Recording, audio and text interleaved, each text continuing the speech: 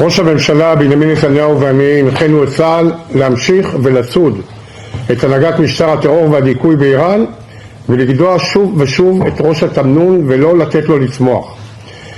נשיא ארצות הברית דונלד טראמפ דיבר על קצב התחלופה הגבוה של מנהיגות איראן.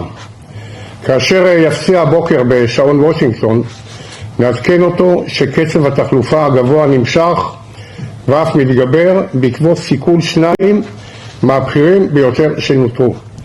עודכנתי כעת על ידי הרמטכ"ל שמזכיר המועצה לביטחון לאומי לריג'ני וראש הבסיג' וגוף הדיכוי המרכזי של איראן שממונה על הטבח במפגינים חוסלו הלילה והצטרפו לראש תוכנית ההשמדה חמינאי וכל מסוכלי ציר הרשע במעמקי הגיהנום.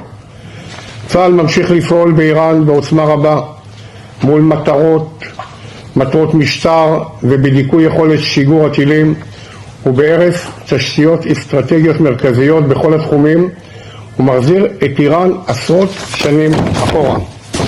תוכנית ההשמדה מושמדת ומנהיגיה ויכולותיה מסוכלים.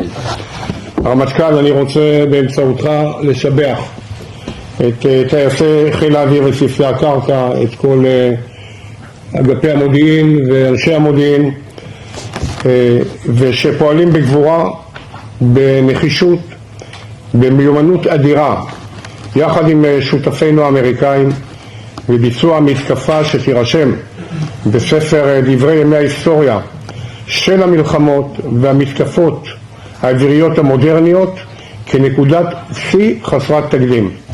כל הכבוד לצה"ל ותמשיכו כך. בהצלחה.